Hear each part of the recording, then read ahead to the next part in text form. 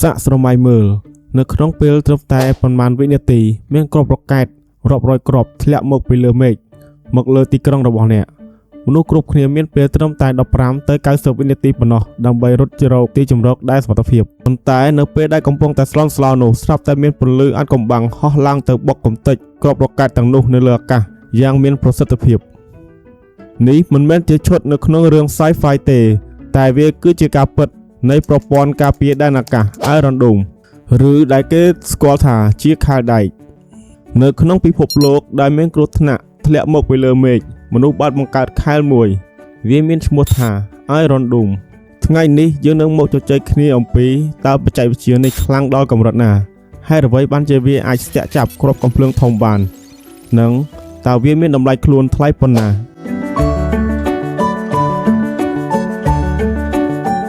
Iron Dome ត្រូវបានបង្កើតឡើងដោយប្រទេសអ៊ីស្រាអែលបន្ទាប់ពីពួកគេរងការវាយប្រហារយ៉ាងធ្ងន់ធ្ងរពីសំណាក់ក្រុម Hezbollah នៅក្នុងឆ្នាំ2006នៅពេលនោះគ្រាប់រ៉ុកែតរាប់ពាន់គ្រាប់បានធ្លាក់ចូលទៅក្នុងទីក្រុងដែលបង្កឲ្យមានការខូចខាតយ៉ាងដំណំអ៊ីស្រាអែលត្រូវការអ្វីមួយយ៉ាងដែលអាចការពារទីក្រុងរបស់ពួកគេបាននៅក្នុងឆ្នាំ2011ប្រព័ន្ធនេះត្រូវបានដាក់ឲ្យប្រើប្រាស់ជាផ្លូវការហើយវាបានផ្លាស់ប្ដូរមុខមាត់សង្គ្រាមការពារដែនអាកាសជារៀងរហូត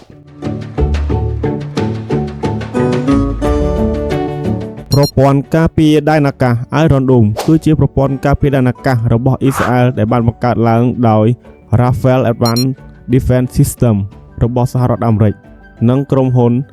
Israel Aerospace Industry របស់ប្រទេសអ៊ីស្រាអែលប្រព័ន្ធនេះត្រូវបានរចនាឡើងដើម្បីស្ទាក់ចាប់និងបំផ្លាញរ៉ុកែតរយៈចម្ងាយខ្លីនិងគ្រាប់កាំភ្លើងធំដែលបាញ់ពីចម្ងាយពី4ទៅ70គីឡូម៉ែត្រហើយកន្លងរបស់វានឹងនាំពួកវាទៅការពារទីប្រជុំជនរបស់ប្រទេសអ៊ីស្រាអែលវាមិនវាយប្រហារសត្រូវទេវាមានភារកិច្ចតែមួយគត់នោះគឺការការពារ Iron Dome គឺជាខែលដែកដែលជារបាំងរវាងមីស៊ីលនិងជីវិតមនុស្សដើម្បីស្ទាក់ចាប់រ៉ុកែតដែលហោះយ៉ាងលឿន Iron Dome ធ្វើការជា3ដំណាក់កាលសំខាន់រ៉ាដាការរកឃើញរ៉ាដានឹងស្កេនមេឃជានិច្ចនៅពេលសត្រូវបាញ់រ៉ុកែតមកវានឹងចាប់បានភ្លាមក្នុងរយៈពេលមិនដល់1វិនាទី Control System ខួរក្បាលបញ្ជាប្រព័ន្ធកុំព្យូទ័រដ៏ឆ្លាតវៃនឹងកណនាកន្លងហោះប្រសិនបើកុំព្យូទ័រឃើញថារ៉ុកែតនោះនឹងធ្លាក់ចំវាលស្រែឬសមុទ្រវានឹងមិនបាញ់ទេដើម្បីសន្សំថវិកាប៉ុន្តែបើវាធ្លាក់ចំផ្ទះសម្បែងឬទីប្រជុំជនវានឹងបញ្ជាឲ្យបាញ់ភ្លាមLauncher ជើងទម្របាញ់មីស៊ីលប្រភេទថាមៀនឹងត្រូវបង្ហោះឡើងវាមានបំពាក់នៅ sensor ទំនើបដែលអាចដេញតាមរ៉ុកែតសត្រូវនិងផ្ទុះកំទេចវានៅលើអាកាស Iron Dome ចាប់យកសញ្ញាវិតម្លៃនិងស្ទាក់ចាប់គោលដៅរយៈចម្ងាយខ្លីជាច្រើនប្រភេទដូចជាគ្រាប់រ៉ុកែតកាំភ្លើងធំនិងកាំភ្លើងត្បាល់វាមានប្រសិទ្ធភាពទាំងពេលថ្ងៃនិងពេលយប់និងលក្ខខណ្ឌអាកាសធាតុរួមទាំងពពកស្ដើងភ្លៀងព្យុះធូលីនិងអាប់ Iron Dome មាន3ផ្នែកសំខាន់រ៉ាដាទំនើបចាប់យកការគំរាមកំហែងដែលចូលមក Control System ប្រព័ន្ធគ្រប់គ្រងដែលយកព័ត៌មានពីរ៉ាដាវិភាគភ្លាមនិងកណនាជំហានបន្ទាប់និងមានកាណុងចល័តដែលនីមួយៗមានគ្រាប់រ៉ុកែតថាមៀចំនួន20គ្រាប់ដែលអាចស្ទាក់ចាប់វត្ថុដែលចូលមកវាត្រូវបានរចនាឡើងដើម្បីស្វែងរកការគំរាមកំហែងពីចម្ងាយប្រហែល4ទៅ70គីឡូម៉ែត្រដែលអត្រាជោគជ័យជាង 90% រ៉ុកែតថាមៀនឹងធ្វើដំណើរគៀកនៅល្បឿនសំឡេងប្រហែល300ទៅ500គីឡូម៉ែត្រក្នុង1ម៉ោងប៉ុន្តែពួកវាត្រូវបានបំពាក់ដោយឈីប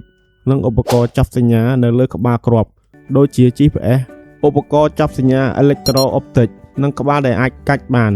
ដូច្នេះពួកវាអាចកែតម្រូវកន្លងផ្លូវរបស់ពួកវាដោយស្វ័យប្រវត្តិដើម្បីតាមគោលដៅរបស់ពួកវាក្បាលគ្រាប់បំផ្ទុះនៅជិតគោលដៅដែលចូលមកពួកវាមិនត្រូវបានរចនាដើម្បីហោះបំបុកនោះទេវានឹងបំផ្ទុះក្បាលគ្រាប់តែវាមិនបំផ្លាញគ្រាប់រ៉ុកែតទាំងស្រុងនោះទេភាពខ្លាំងរបស់ Iron Dome គឺវាមានអត្រាជោគជ័យដល់ទៅ 90% ប៉ុន្តែភាពខ្លាំងនេះក៏មកជាមួយតម្លៃដល់មហាសាលផងដែរគ្រាប់មីស៊ីលថាមៀមួយគ្រាប់មានតម្លៃប្រហែល $40,000 ទៅ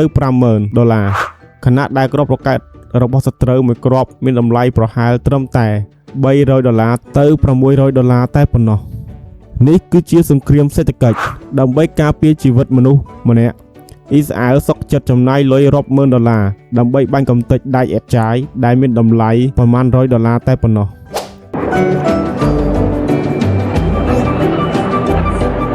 ដែនកំណត់និងបញ្ហាប្រឈម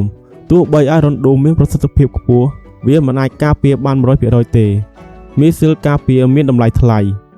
ការវាយប្រហារច្រើនពេកអាចលើសពីសមត្ថភាពនិងការប្រណាំងប្រជែងបច្ចេកវិទ្យាអាវុធមិនមានទីបញ្ចប់សន្តិភាពមិនពឹងផ្អែកលើខែលដែកតែប៉ុណ្ណោះទេថាវាមិនមែនជាមីស៊ីលវាយប្រហារទេវាជាមីស៊ីលសម្រាប់ការពារវាតូចលឿននិងឆ្លាតវៃវាអាចបំផ្លាញគោលដៅដែលមានកម្ពស់ខ្ពស់មុនពេលវាធ្លាក់ដល់ដីថាវាជាអ្នកយាមមេឃដែលមនុស្សមើលមិនឃើញតែតែងតែមានវត្តមានជានិច្ចទោះបីជាវាឆ្លាតយ៉ាងណាក៏ដោយក៏ Iron Dome មានចំណុចខ្សោយដែរបច្ចេកវិទ្យាតែមួយគត់ដែលអាចយកឈ្នះវាបានគឺយុទ្ធសាស្ត្រគ្រាប់សាច់ឬ saturation attack ប្រសិនបើសត្រូវបាញ់គ្រាប់រ៉ុកែតរាប់ពាន់គ្រាប់ក្នុងពេលតែមួយនោះប្រព័ន្ធកុំព្យូទ័រនឹងដំណើរការមិនទាន់ឬគ្រាប់មីស៊ីលការពារ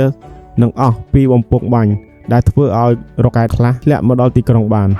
នៅក្រៅមេឃដ៏ធំIron Domeនៅតែឈរមិនមែនជាសញ្ញានៃសង្គ្រាមប៉ុន្តែជាសញ្ញានៃការការពារជីវិតIron Domeមិនមែនជាអាវុធទេប៉ុន្តែគឺជានិមិត្តរូបនៃសុវត្ថិភាពសម្រាប់ប្រជាជនអ៊ីស្រាអែលវាបង្ហាញឲ្យឃើញថានៅក្នុងសមរភូមិទំនើបបច្ចេកវិទ្យានិងខួរក្បាលគឺសំខាន់ជាងកម្លាំងបាយចុះអ្នកទាំងអស់គ្នាវិញយល់យ៉ាងណាដែរចំពោះបច្ចេកវិទ្យាIron Domeនេះតើវាពិតជាការការពារដ៏យូរអង្វែងដែរឬទេ